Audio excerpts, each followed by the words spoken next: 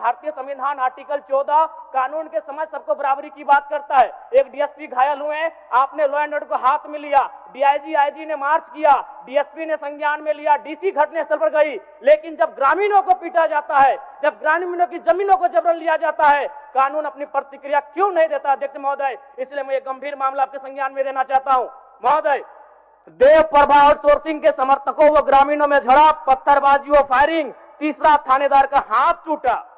अचानक बमबाजी व फायरिंग से मची भगदड़, पुलिस की मौजूदगी में एक दूसरे पर पत्थर बरसाते लोग। इसलिए परासनाथ के पहाड़ में जो कि सेंचुरी अभ्यारण्य है, सड़क चली गई लेकिन पिपराडी गांव सड़क नहीं जा पा रही। अध्यक्ष महोदय, ये तो चाची प्रखंड का मामला है, इसे संज्ञान में लेंगे।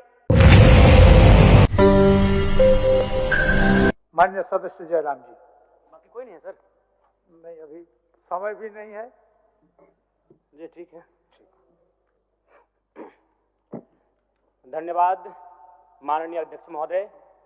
आज मैं महामहिम राज्यपाल महोदय के द्वारा प्रस्तुत अभिभाषण पे हो रहे वाद विवाद पर अपनी प्रतिक्रिया देने के लिए आया हूं।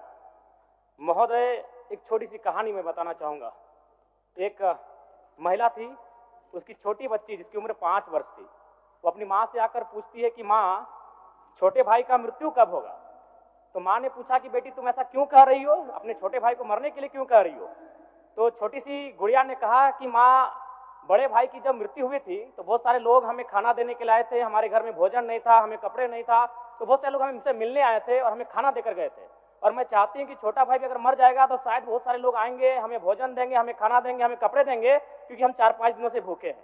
महोदय, आज यही भाव कोयलांचल के हर एक रैयतों के घर में है कि जब भी हमारी जमीनों का अधिग्रहण होगा, जब कोई कंपनी हमारी जमीन का अधिग्रहण माइंस के लिए करेगी और जब माफियाओं के द्वारा उन पर लाठीचार्ज होगा, उनके लठेज के माध्यम से उन पर हमला होगा, तो कोयलांचल के रैयत चाहते हैं कि साथ साथ में 2-4 IAS IPS को भी चोट लगे। क्यों लगे? न विगत कुछ दिन पहले बागमारा में एक घटना घटी थी, हिलटॉप कंपनी का मामला था, डीएसपी महोदय घायल हुए थे, सरकार ने वीडियो कॉल से बात किया था, सरकार ने उस मामले को संज्ञान में लिया था, लेकिन ठीक उसके कुछ दिन बाद सिंदरी के सुरंगा में फिर एक घटना घटती है। इस बार महिलाओं को सड़क पे दौड़ा दौड़ा कर पीटा गया, उनकी साड़ियों को फाड़ा गया, उनके कान की बालियों को नोचकर छीन लिया गया, लेकिन न एफआईआर होता है न कार्रवाई होती है महोदय। इसी प्रकार से आज एक मामला संज्ञान में आया है, मैं सदन को सचेत करना चाहूंगा। ये मामला मांडू का है महोदय। मांडू के प्रभावित गांव बसंतपुर, पचड़ा, कोतरे, बालमहुआ, हुरदाग, रहवान, पचमो, इचाकडी, बरगैया, ठोठाटा, लइयो, दनिया, यहाँ एक कंपनी है, उस कंपनी का नाम है पावर मेक